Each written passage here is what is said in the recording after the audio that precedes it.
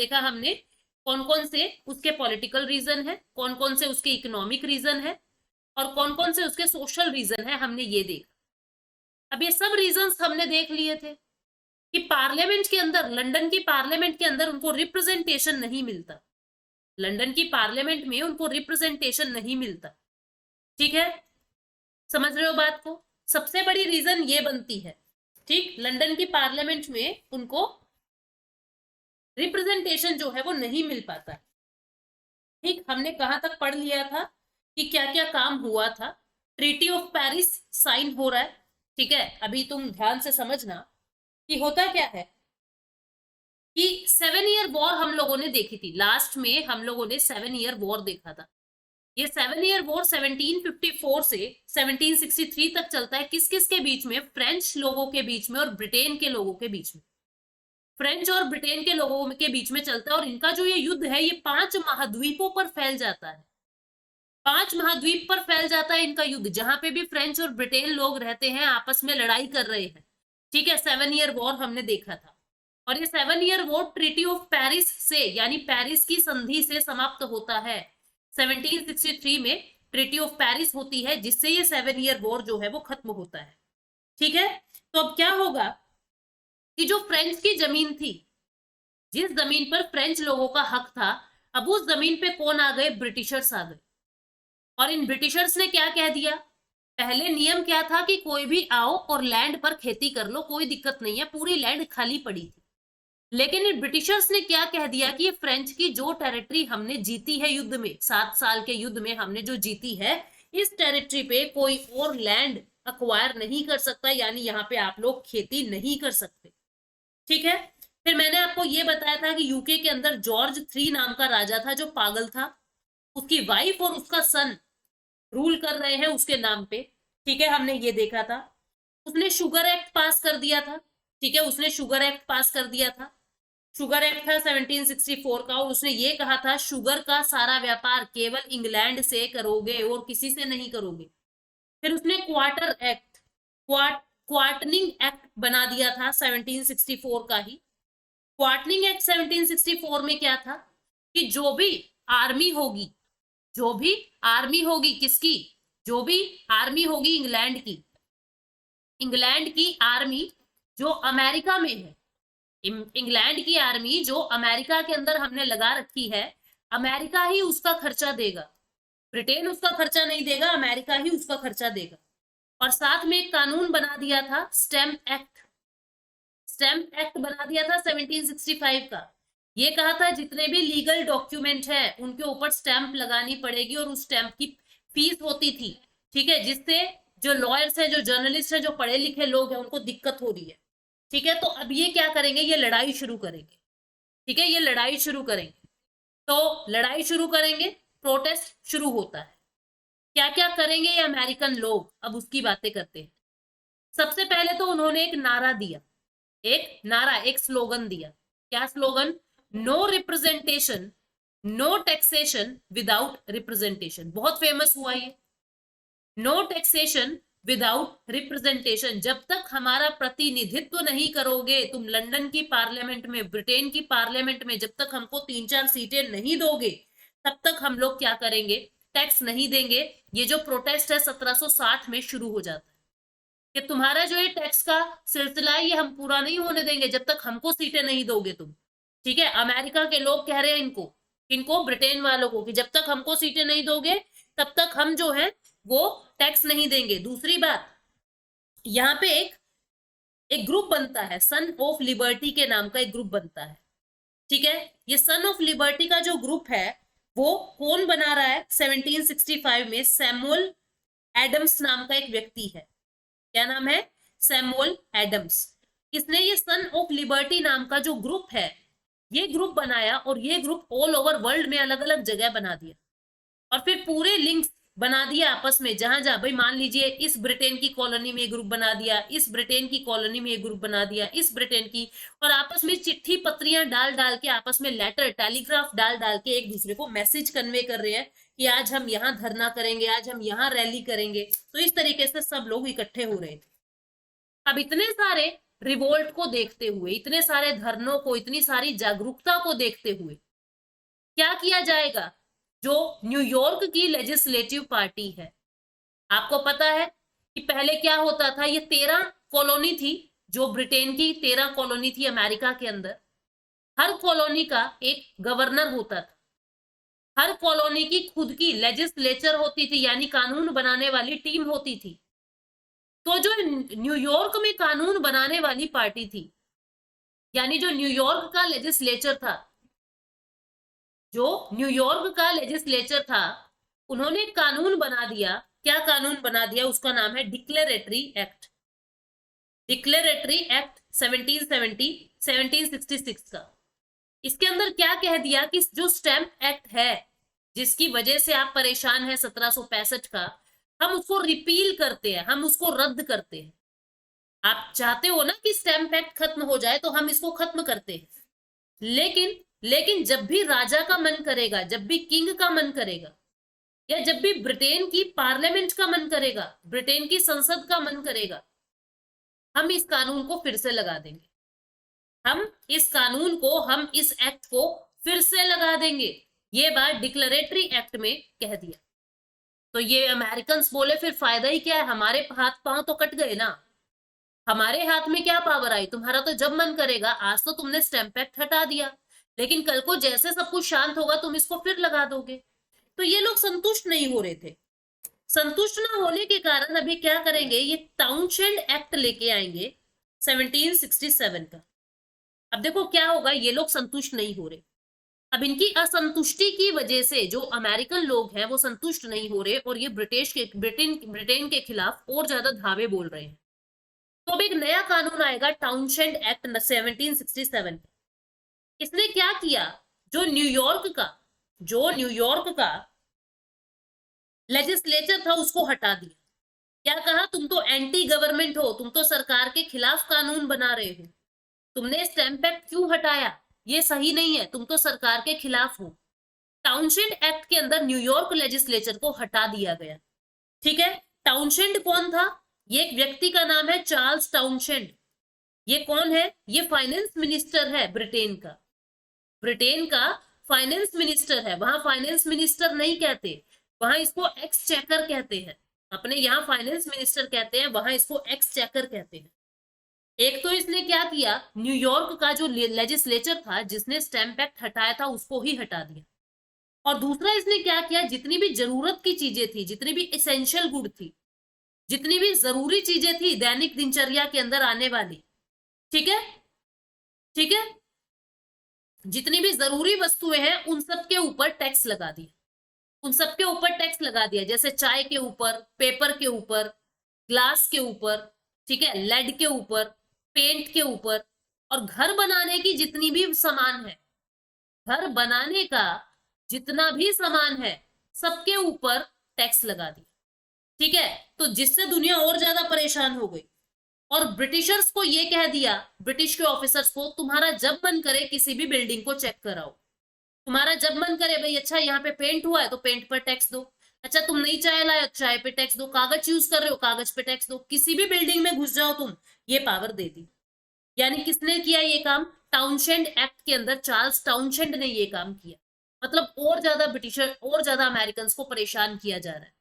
यहां तक किसी को कुछ डाउट है तो पूछ लीजिए, किसी को कुछ भी डाउट है तो यहां तक पूछ लीजिए।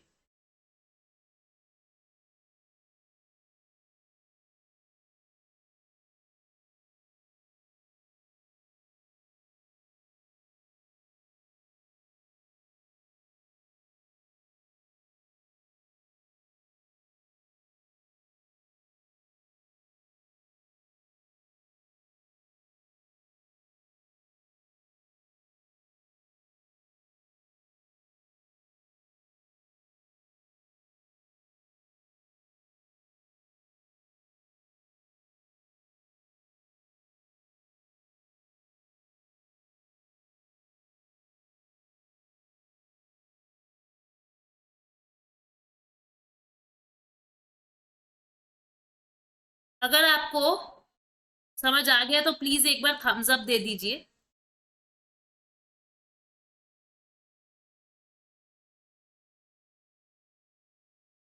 यहां तक समझ आ गया ना? हेलो दिनेश, यहां तक समझ आ गया? कोई डाउट?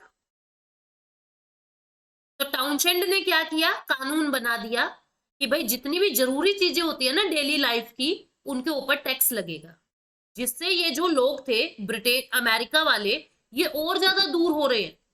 ये क्या कह रहे हैं यार, एक तरफ तो तुम हमको ये कहते हो, एक तरफ तो तुम हमको ये कहते हो कि यार तुम्हारे दादा परदादा ब्रिटेन के थे, तुम ब्रिटिशर्स हो, और ऊपर से तुम हमारे ही खिलाफ, मतलब जो ये अमेरिका है, जितने भी अमेरिकन के अंदर लोग हैं, ये कहां से आए हैं? ये ब्रिटेन से ही तो आए हैं, ब्रिटेन से ही तो परेशान हो के आए हैं। जो भी चर्च के खिलाफ था वो अमेरिका आ रहा था, ये ब्रिटेन से ही परेशान होके आए हैं। तो अब ये क्या कह रहे हैं, एक तरफ तो तुम हमको कहते हो कि हमारे दादा परदादा ब्रिटिशर्स हैं, लंदन के हैं, ऊपर से तुम हमको कोई अधिकार भी नहीं देते, और ऊपर से तुमने हमको इतने सारा टैक्स भी लगा दिया, तो तुम तो हमको पागल बना रहे हो। तो इस तरीके से इनके बीच में जो दिक्कतें हैं वो बढ़ती जा रही है। अब एक दिक्कत बहुत बड़ी हो गई बोस्टन के अंदर, बोस्टन जगह का नाम है, वहां पे नरसंहार हो जाता है, वहां पे एक मैसेकर हो जाता है। अपने यहाँ पे जैसे जलियांवाला हत्याकांड हुआ था जिसमें 2000 से भी ज्यादा लोग मारे गए थे, यहाँ पे 5 लोग मार दिए गए, 5 लोग जो अमेरिकन थे वो मार दिए गए। ऐसा पहली बार हुआ था कि किसी पॉलिटिकल रीजन की वजह से, किसी राजनीति की वजह से लोगों की हत्या की जा रही थी। तो 5 लोग यहाँ पे मार दिए, ठीक है। अब एक व्यक्ति था जिसका नाम था पॉल रिवर, ठीक है, और एक व्यक्ति है जिसका नाम है सैमुअल एडम्स। सैमुअल एडम्स बहुत बड़ा बिजनेसमैन था। ये कौन था? ये बहुत बड़ा बिजनेसमैन था, और जो ये ब्रिटेन के कानून आ रहे थे उसकी वजह से सैमुअल एडम्स को बहुत नुकसान हो रहा था इसके ट्रेड में, इसके व्यापार में। तो इसने क्या किया, जो ये 5 लोग मरे, इस बात को बहुत ज्यादा फैला दिया कि देखो देखो इन्होंने क्या कर दिया, इस बात को बहुत ज्यादा पब्लिसाइज कर दिया, इस बात को बहुत ज्यादा फैला दिया कि देखो इन्होंने क्या कर दिया। और इन्होंने क्या किया, सैमुअल एडम्स ने लोगों को भड़का दिया ब्रिटेन के खिलाफ, ब्रिटेन के खिलाफ लोगों की सोच बदल दी। क्या कि देखो ये कैसे लोग हैं, ये बेवजह अमेरिकन को मार रहे हैं, जिनको ये अपना कहते हैं ये उनको ही मार रहे हैं, तो तुम्हारे साथ भी कल को कुछ भी करेंगे। तो इस तरीके से अब लोगों को इनके खिलाफ किया जा रहा है। अब एक और कानून आता है जिसका नाम है टी एक्ट 1773। चाय कानून आया था 1773 का, 1773 का। ब्रिटेन के अंदर नए प्रधानमंत्री आते हैं, ब्रिटेन के नए प्रधानमंत्री आते हैं जिसका नाम है लॉर्ड नॉर्थ। लॉर्ड नॉर्थ नाम के नए प्रधानमंत्री आते हैं, ठीक है, और इन्होंने सभी टैक्सेस को रिमूव कर दिया, सभी टैक्सेस को रिमूव कर दिया, पर चाय के टैक्स को रिमूव नहीं किया। चाय के टैक्स को रिमूव नहीं किया कि चाय के ऊपर टैक्स लगता रहेगा, बाकी सभी टैक्सेस को रिमूव कर दिया। अब अमेरिकन वाले बोले यार ये क्या किया तुमने, चाय तो हम सबसे ज्यादा पीते और तुमने चाय पर ही टैक्स रख दिया, ये तो गलत बात है। अमेरिकन चाहते थे हर चीज पर से टैक्स हट जाए, हर चीज पर से टैक्स हट जाए, हमको चाय पर भी टैक्स नहीं चाहिए। पर ब्रिटिशर्स की कंपनी थी ईस्ट इंडिया कंपनी, जो चाय में जबरदस्त व्यापार करती थी, बहुत ज्यादा मुनाफा इनको होता था, इसलिए इन्होंने चाय के टैक्स को नहीं हटाया। अब वहां पे एक पोस्ट है, एक पोर्ट है जिसका नाम है, हार्बर है वहां पे, बोस्टन नाम का, बोस्टन नाम का बंदरगाह है। इस बंदरगाह में जितने भी विरोधी लोग थे, जितने भी प्रोटेस्टर थे, जो लड़ाई लड़ रहे थे, अमेरिकन है ये लोग, इन्होंने क्या किया। निशु कह रही है सन ऑफ लिबर्टी समझ नहीं आया, अभी बताती हूँ निशु, रुक जाओ। जो ये प्रोटेस्टर थे उन्होंने जो अमेरिका,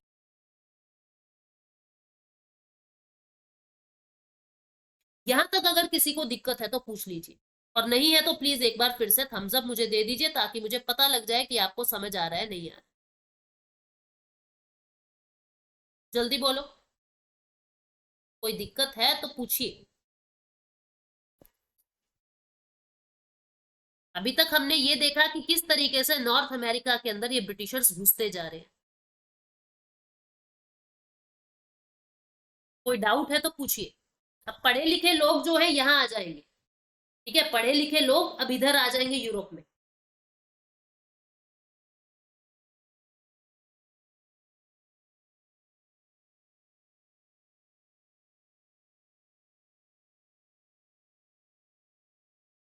बताइए, कोई डाउट है तो? नहीं है? ठीक है, बढ़ते हैं आगे।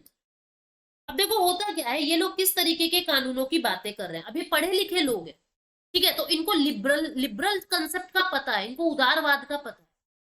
लिबरल कंसेप्ट इनको उदारवाद का पता है, इनको पता है आजादी क्या होती, ठीक है। दे नो कि व्हाट इज लिबरलिज्म, इनको उदारवाद का पता है।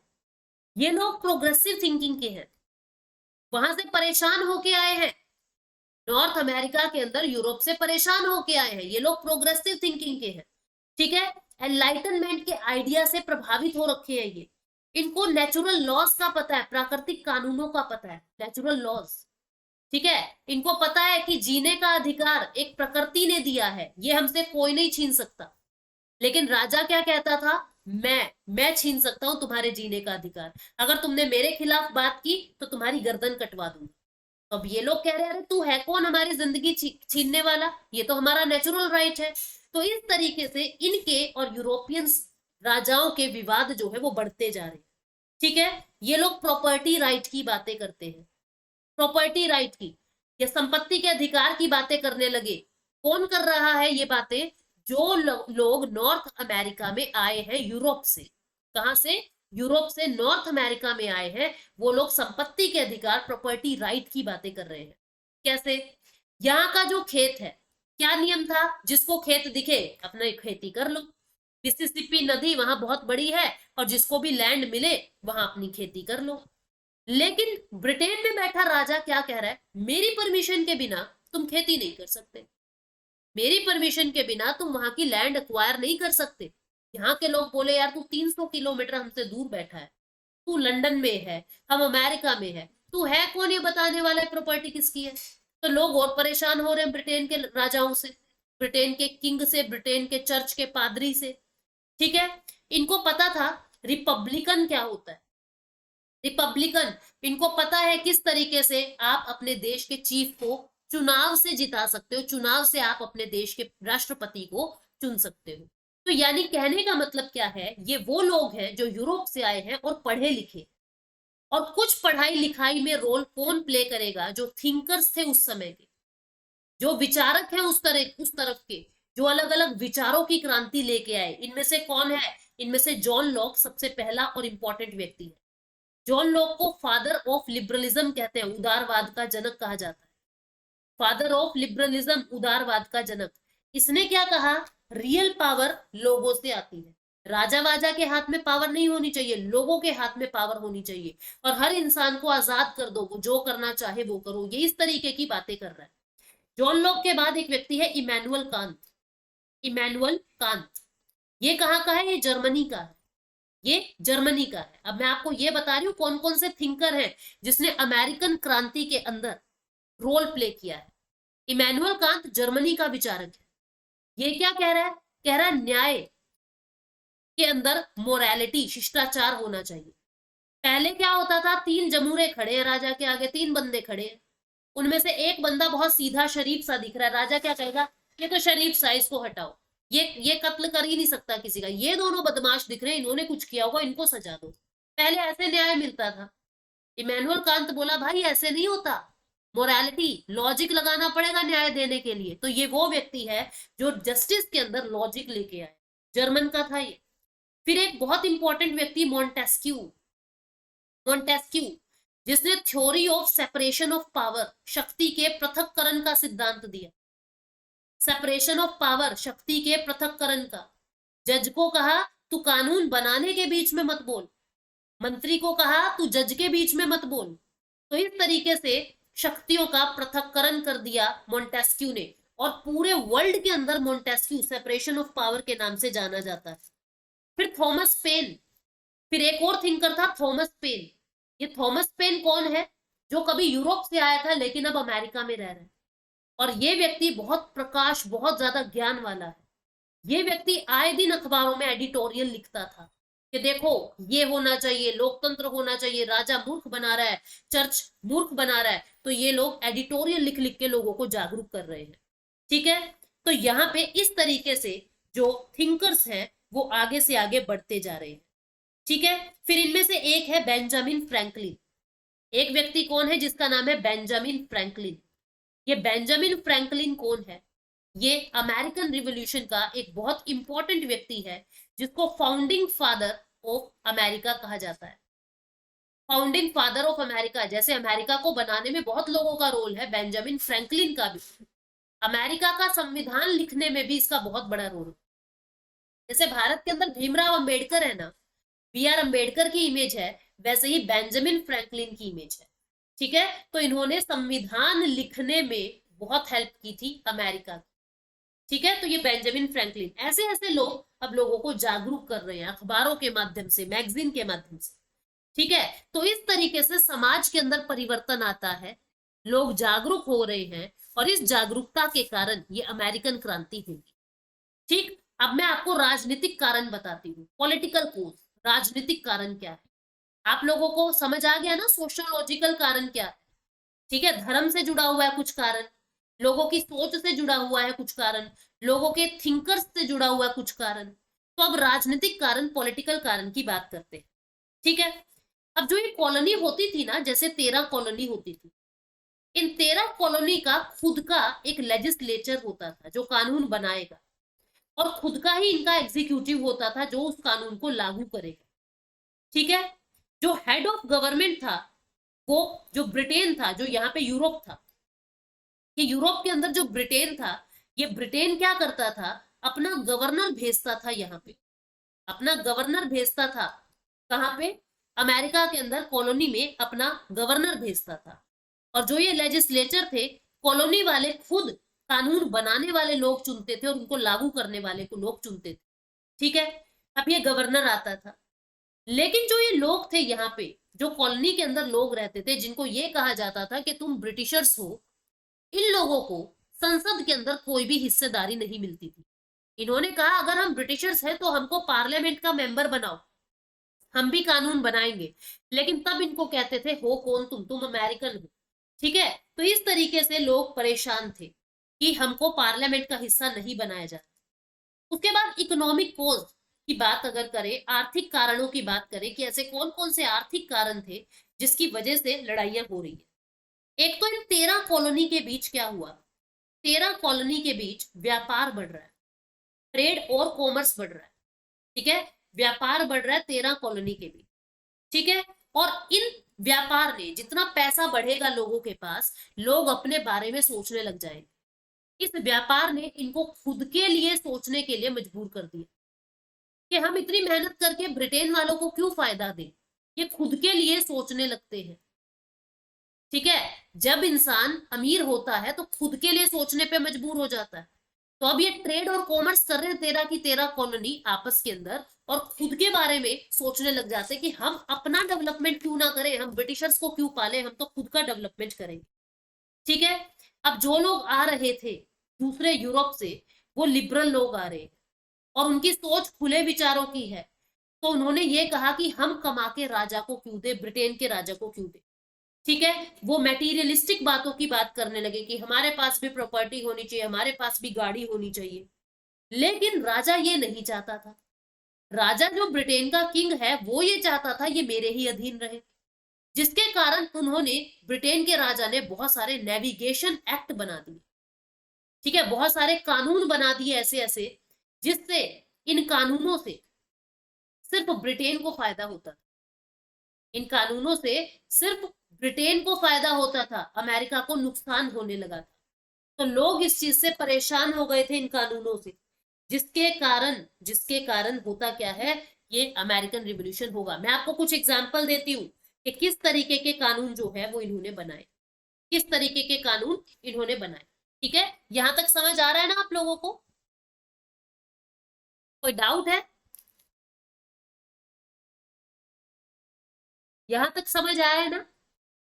मुझे जल्दी से ये बताना कि कितनी कॉलोनी, कितनी कॉलोनी ब्रिटेन ने अमेरिका के अंदर बनाई।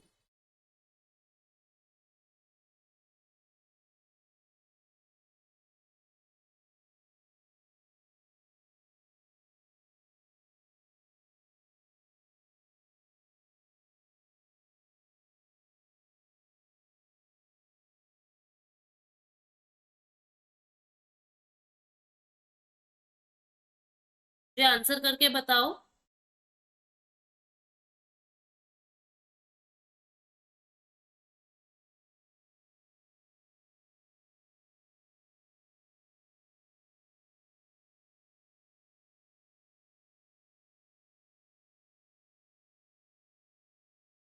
और कौन कौन से कारण हमने पढ़े हैं, कौन कौन से कारण अभी हमने पढ़े हैं वो भी बताइए।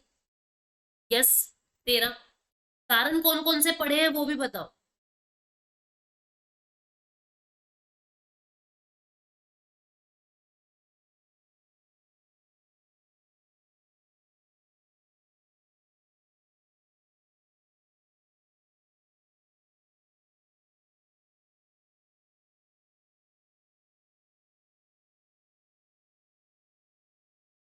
3 कारण पढ़े, एक तो सोशो इकोनॉमिक, सोशो कल्चरल कारण, सामाजिक कारण, राजनीतिक कारण और आर्थिक कारण। ठीक है, अभी हम आगे बढ़ते हैं।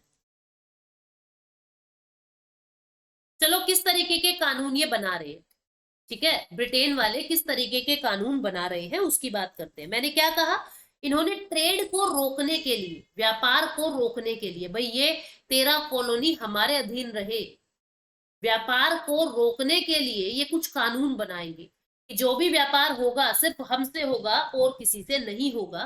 तो कैसे कैसे कानून बनाएंगे। सबसे पहला कानून ये बनाते हैं 1651 में। 1651 में पहला कानून बनाते हैं जिसके अंदर कहते हैं कि use only British ship, use only British ship, कि अगर आपको व्यापार करना है तो आप खुद का शिप नहीं बना सकते, खुद का शिप नहीं बना सकते। ब्रिटेन वालों ने कानून बना दिया, आपको अगर व्यापार करना है तो आपको ब्रिटेन का शिप ही यूज करना पड़ेगा। ऐसा उन्होंने क्यों किया, ताकि इनकी खुद की ब्रिटिश, ताकि इनकी खुद की जो शिप इंडस्ट्री है वो ग्रो ना कर जाए।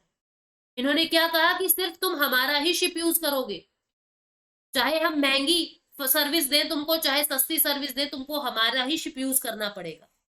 1660 में इन्होंने एक कानून बनाया जिसका नाम था कि जो भी आप शुगर केन बनाओगे, जो भी आप गन्ना वन्ना बनाओगे, ठीक है, जो भी आपका टोबैको का प्रोडक्ट होगा, जो भी आप कॉटन उगाओगे, जो भी आप इंडिगो उगाओगे, नील उगाओगे, नील की खेती करोगे, वो सिर्फ सिर्फ आप इंग्लैंड को निर्यात करोगे, सिर्फ आप इंग्लैंड को, सिर्फ आप ब्रिटिशर्स को निर्यात करोगे और किसी को ये सामान आप बेच नहीं सकते।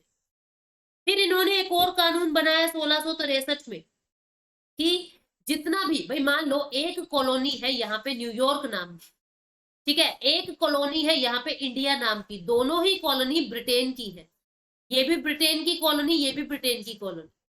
तो इन्होंने कानून बना दिया कि जब एक कॉलोनी दूसरे कॉलोनी के साथ व्यापार करेगी तो आप सिर्फ और सिर्फ इंग्लैंड के थ्रू ही व्यापार करोगे, मतलब तुम डायरेक्ट डील नहीं करोगे, बिचौलिया मैं ही बनूंगा। ये 1663 में इन्होंने कानून बना दिया, ठीक है, 1663 में इन्होंने कानून बना दिया। अब होता क्या था, नॉर्थ अमेरिका के अंदर ये बहुत सारी खेती करवाने लगे जबरदस्ती, नील की खेती, तंबाकू की खेती, कॉटन की खेती। और कॉटन की जो चुगाई होती है ना वो हाथों से ही होती है, मशीनों से रुई अलग निकल ही नहीं सकती। जैसे चाय की पत्तियों की तुमने देखी होगी ना, चाय के बागानों में महिलाएं पीछे टोकरी टांग के आपको फोटो दिखेगी कि उनको पत्ती की लीव्स तोड़ के डालनी ही पड़ेगी, हाथ से ही करना पड़ेगा। ऐसे ही कॉटन की खेती मशीनों से नहीं हो सकती, हाथ से ही करनी पड़ेगी।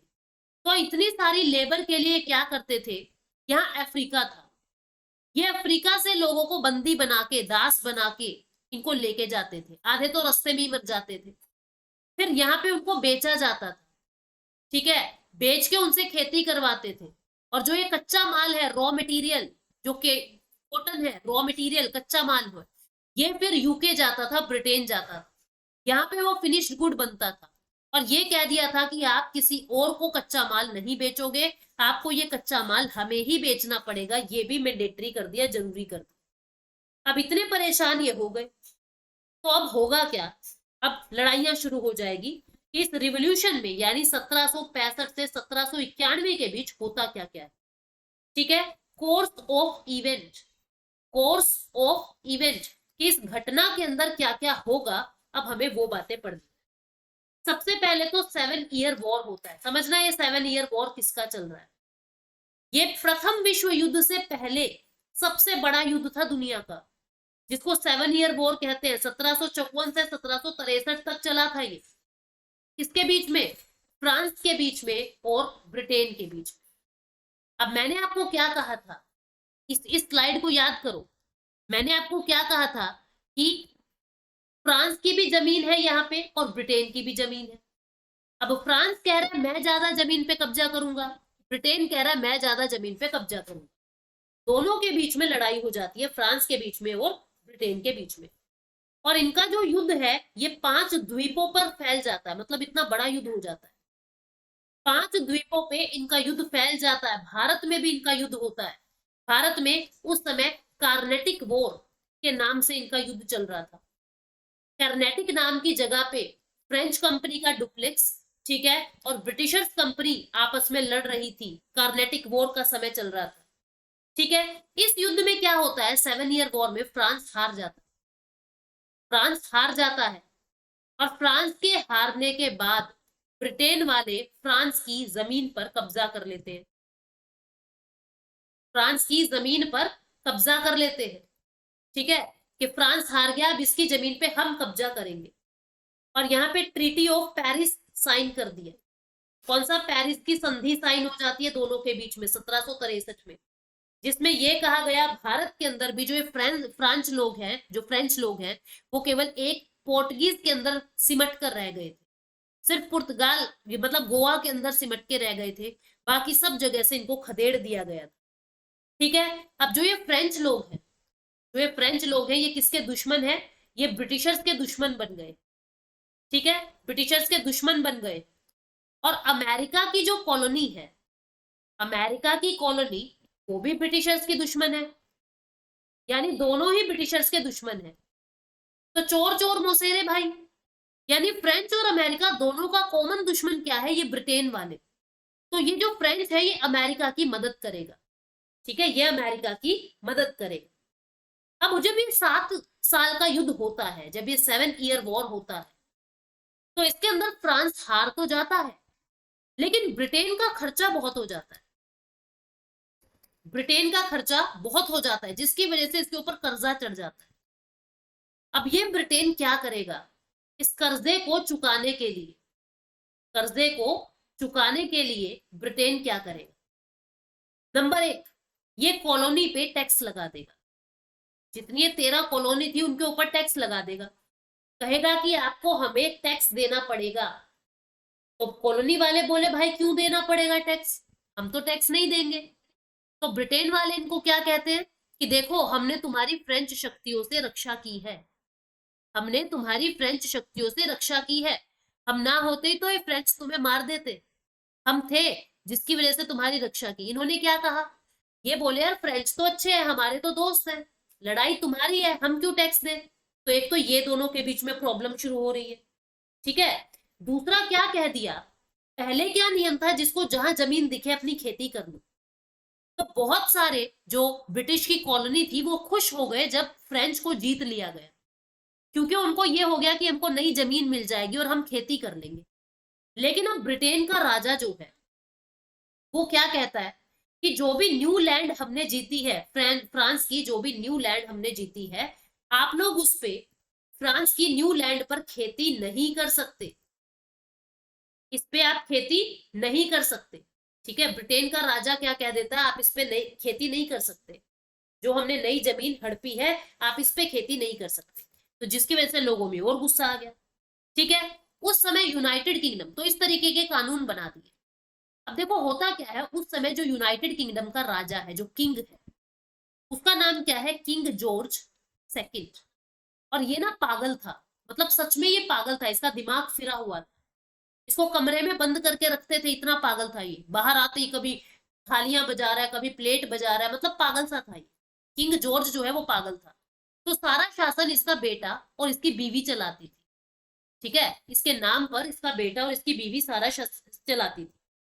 इसको क्या लगता था, ये कहता था ये जो कॉलोनी होती है ना, ये तो मेरे पैर की जूती होनी चाहिए। इसको नफरत थी कॉलोनी से, जो ब्रिटेन की 13 कॉलोनी थी उनसे नफरत थी इस राजा को।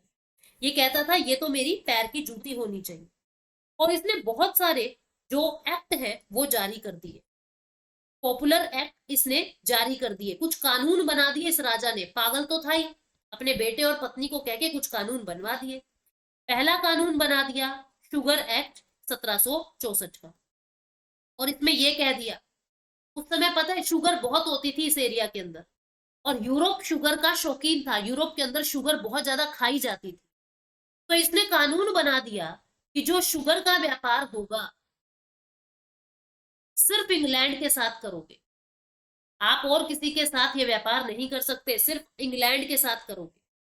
दूसरा कानून इसने बना दिया क्वाटरनरी क्वाटरनरी एक्ट 1764 का, 1764 का क्वाटरनरी एक्ट बना दिया।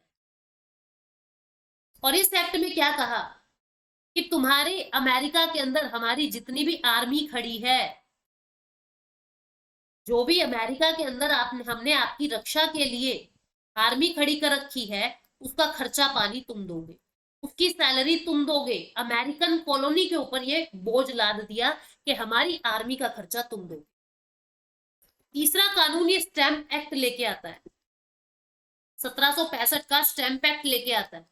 उसके अंदर क्या कहता है, जितने भी लीगल डॉक्यूमेंट्स होंगे, जितने भी लीगल कागज बनेंगे, उनके ऊपर आपको स्टैंप लगानी पड़ेगी, मतलब उनपे स्टैंप जारी करनी पड़ेगी। जैसे आज के दिन आप 50 लाख की प्रॉपर्टी खरीदते हो, तो 50 लाख की प्रॉपर्टी पे 7% स्टैंप ड्यूटी लग रही है, यानी लगभग 3.5 लाख रुपए के स्टैंप आपको खरीदने पड़ते हैं कोर्ट से। तो यहाँ पे भी कहा जितने भी लोकल डॉक्यूमेंट खरीदोगे, आपको कुछ कागज खरीदने पड़ेंगे जिसपे आपको टैक्स देना पड़ेगा, जिसपे आपको ड्यूटी देनी पड़ेगी। तो जितने भी जर्नलिस्ट लोग थे उनको रोजाना इन कागजों की जरूरत होती थी, जितने भी लॉयर लोग थे उनके ऊपर कर्जे का, मतलब उनके ऊपर जो खर्चा है उसका बोझ बढ़ता चला गया। ठीक है, तो इस तरीके से इन्होंने स्टैंप एक्ट भी लागू कर दिया। ठीक, तो बहुत सारे कानून इसने ऐसे ऐसे बना दिए जो नहीं होने चाहिए थे 7 ईयर वॉर के बाद। अब इनके अंदर गुस्सा गुस्सा भर गया, गुस्सा भर गया, तो अब ये लड़ाई शुरू कर देंगे। लड़ाई स्टार्ट हो जाती है, प्रोटेस्ट शुरू हो जाता है। ठीक है, 1760 में ये लड़ाई शुरू हो जाती है, और ये लड़ाई के अंदर अब क्या क्या होगा ये हम अगली क्लास में देखने वाले। ठीक है, आपको कोई भी डाउट है तो पूछ लीजिए यहाँ तक, बस ये थोड़ा सा ही रह गया है, ज्यादा नहीं है। अब लड़ाई के अंदर ये क्या करेंगे, कानून के कुछ जैसे कि कुछ बैनर बनाएंगे, नो टैक्सेशन विदाउट रिप्रेजेंटेशन, या तो हमको पार्लियामेंट में हिस्सा दो, नहीं तो हम आपको टैक्स नहीं देंगे। अब इस तरीके की लड़ाइयां शुरू होगी। ठीक है, तो आपको जो भी पूछना है यहां तक पूछ लीजिए। समझ आया अमेरिकन रिवॉल्यूशन है क्या?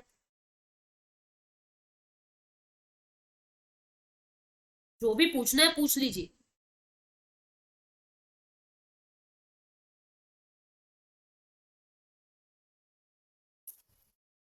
मैं आपको नोट्स दे दूंगी हैंड रिटन लिखे हुए, ये तो मैं समझाने के लिए बता रही हूँ।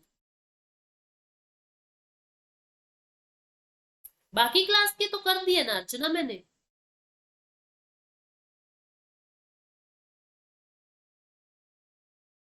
अच्छा लगा टॉपिक? टॉपिक अच्छा लगा तुमको?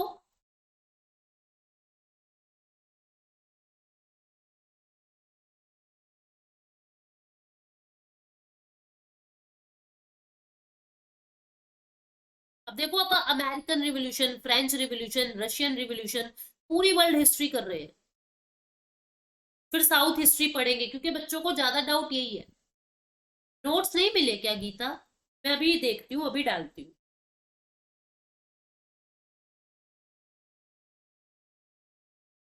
पक्का अभी दे देती हूँ।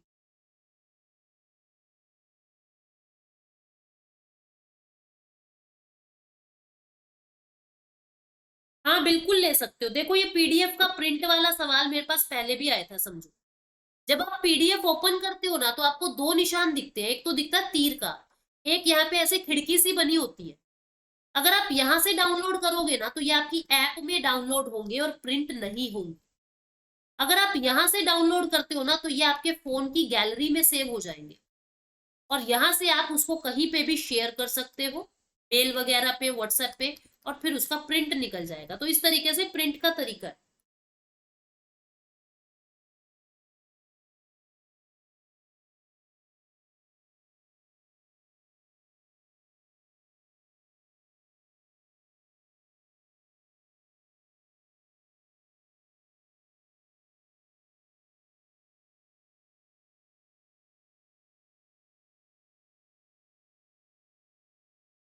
ठीक है, मैं अभी आप लोगों के नोट्स डाल देती हूँ पुराने टॉपिक्स के भी, और अभी क्लास में यहाँ पे खत्म करती हूँ। बस इतना सा रह गया, अभी लड़ाई कैसे करेंगे, वजह हमने सारी समझ ली, कैसे कैसे कानून आ रहे हैं, क्यों ये लड़ रहे हैं, ठीक है, कैसे राज होता है एक दूसरे के ऊपर। So good night, take care, bye bye.